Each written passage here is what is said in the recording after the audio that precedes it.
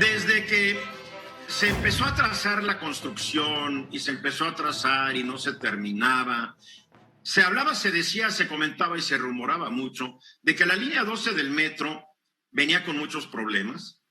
Cuando se iba anunciando que iban aumentando los precios y el costo, pues se empezó a rumorar de que había corrupción en la obra.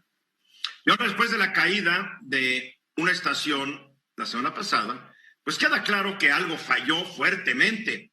Falló en la construcción, falló en el mantenimiento, y muchos tendemos a pensar que pues esto se puede deber a la corrupción. Una obra que costó mucho más de lo que debía costar, una obra cuyos vagones se compraron y no eran para las rieles, o sea, muy raro todo. Si no eran corruptos, pues eran estúpidos. Y lo más peligroso es que ahora están aspirando a presidencias de la República. A ver, José Luis, opacidad, corrupción, ¿cómo afecta todo esto? Ya no vidas humanas que se pueden morir en el metro, en el socavón, en un ducto de gasolina que explota. ¿Cómo afecta el crecimiento económico? Fíjate que este caso de la línea 12 del metro, y te voy a poner otro caso que yo he vivido de manera personal desde hace más de 45 años, que es el mantenimiento obligado de la carretera León-México o Querétaro-México, sobre todo ese tramo, sí, que está en constante mantenimiento. Yo recuerdo cuando era niño que mi papá nos decía, no, ya pronto va a estar el mantenimiento terminado, y te soy franco, hoy, pues 45 años después, la verdad es que es una carretera que está en constante mantenimiento, y creo que el meollo de todo es que el negocio no fue construirlo, el negocio fue mantenerlo.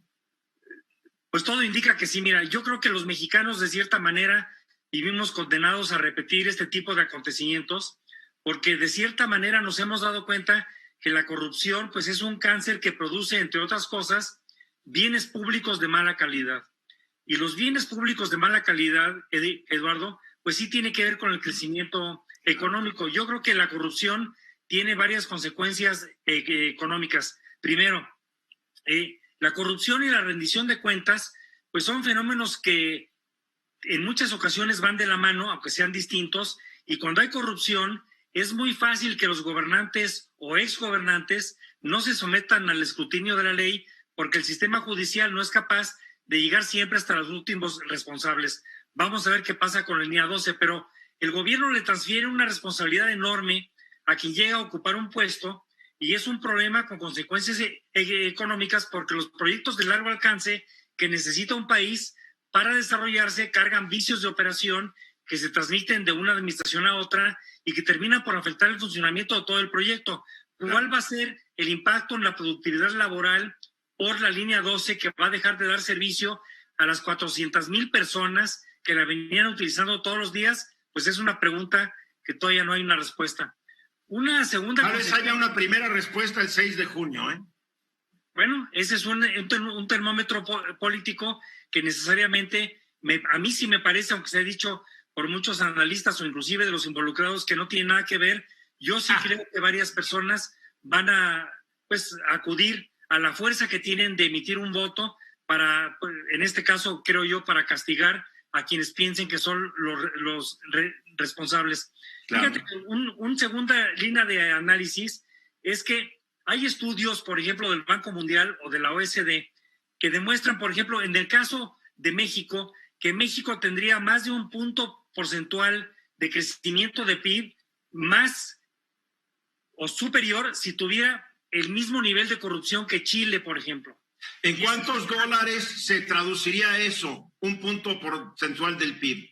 Pues imagínate que en lugar de crecer el promedio que hemos crecido en los últimos 20 años del 2.2%, haber crecido al 3.4 o 3,5% durante los últimos 20 años, que hubiera sido muy, muy importante. Entonces, en los países, y la OECD lo tiene ya muy estudiado, donde más se ha avanzado en el combate a la corrupción, las tasas de crecimiento económico han sido más altas que en los países donde en lugar de mejorar, la corrupción ha aumentado.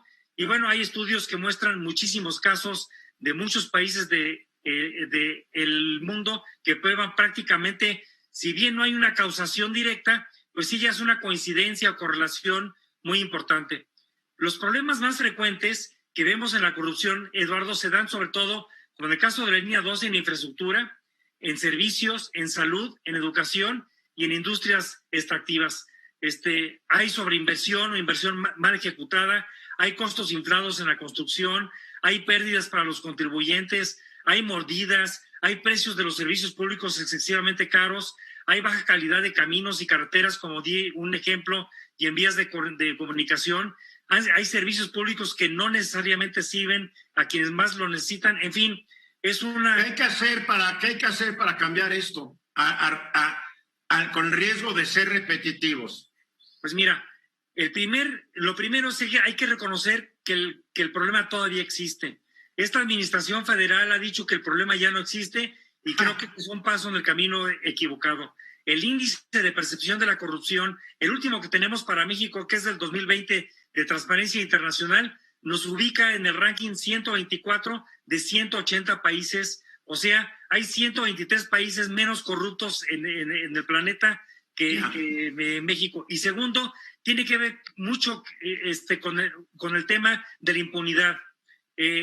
Corrupción hay en todos lados. Se dice inclusive que hay hasta en el Vaticano. Pero la impunidad es el tema más importante que tenemos que corroborar, que vaya disminuyendo. Y en el caso de México, en donde 97 de cada 100 conductas delictivas terminan sin sentencia ejecutoria en contra de los culpables, es un indicador clave, y creo que la manera de empezar es en la parte de la impunidad para México, Eduardo. No basta gritar en las mañaneras que hay corruptos y nunca presentar una sola denuncia, ¿verdad? Pues sobre todo en un país en donde la percepción de la corrupción, que es otro indicador que el INEGI mide, la percepción de la corrupción sigue siendo altísima. Entonces, ese discurso de que ya no hay corrupción, cuando la percepción es que sigue altísima, evidentemente que pues llega sobre los oídos sordos de los escuchas. Luis Ernesto. A mí me preocupa estoy de acuerdo en todo lo que se ha dicho y la corrupción es un verdadero problema en nuestro país, pero lo que me preocupa es que estemos discutiendo corrupción en lugar de incompetencia. Yo personalmente... ¿No es lo mismo ser un incompetente que te da una responsabilidad que eres incapaz de llevar a cabo? No, yo creo que la incompetencia ha quedado demostrada en varias cosas. La primera de ellas es algo que mencionó José Luis.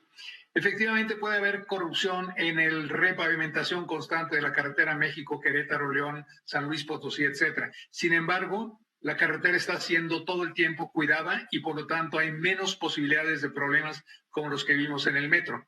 Entonces ahí puede haber corrupción, pero no hay incompetencia. La incompetencia es cara. El que se haya caído esto es porque las autoridades actuales son incompetentes. No es un asunto nada más de corrupción, es incompetencia. Porque tú puedes ser corrupto y cobrar más por tener un buen mantenimiento y tener un buen mantenimiento. Pero el que no tengas un buen mantenimiento, ya quedó claro lo que pasa. Se muere. Kenia, para concluir, Decías, Kenia. ¿qué hay que hacer? ¿Qué hay que hacer? Hay que aplicar la ley. La ley de responsabilidad de los servidores públicos es clarísima. Hoy no hay una sola persona de alto nivel en un proceso que pueda llevarlo a la cárcel. Es que no es una cosa importante, ya lo dijeron tus compañeros morenistas en el Senado. Sí, es importante. Y la verdad es que estamos hablando de vidas humanas.